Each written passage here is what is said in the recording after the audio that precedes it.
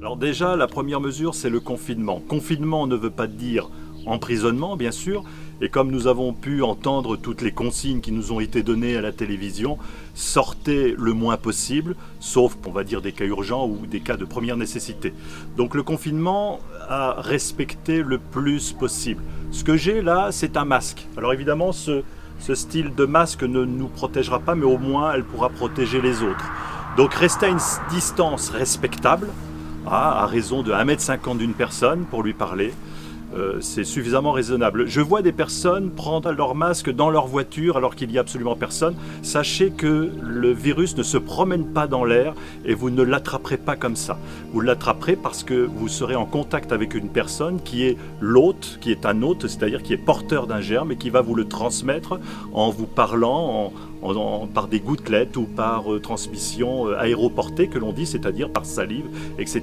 Bon, par un éternuement, on pourrait si on est à proximité, on pourrait effectivement l'attraper de cette manière, à condition évidemment que la personne soit contaminée, mais nous ne pouvons pas le savoir tant qu'elle ne manifestera pas des signes cliniques, et avant même qu'elle manifeste des signes cliniques, si la personne est contaminée, elle est d'abord contagieuse, donc potentiellement dangereux pour surtout les personnes fragiles.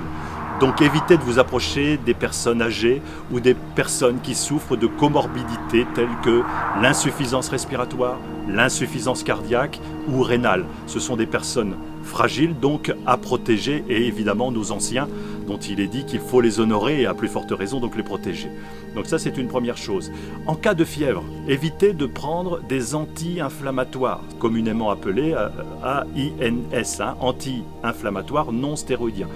En cas de fièvre, plutôt privilégier le paracétamol, qui peut se décliner sous plusieurs noms tels que Doliprane, Dafalgan ou Efferalgan.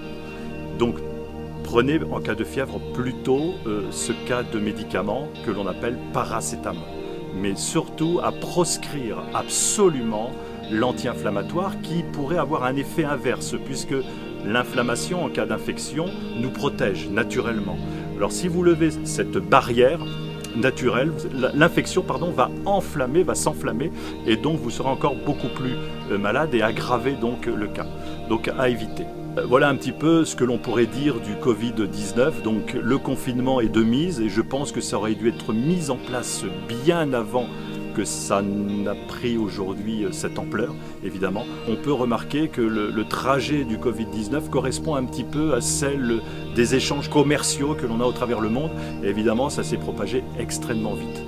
Donc voilà ce que je pourrais dire. Et le petit conseil en tant qu'infirmier, c'est éviter les anti-inflammatoires. Et si vous avez de la fièvre, prenez plutôt Doliprane. Voilà. Merci.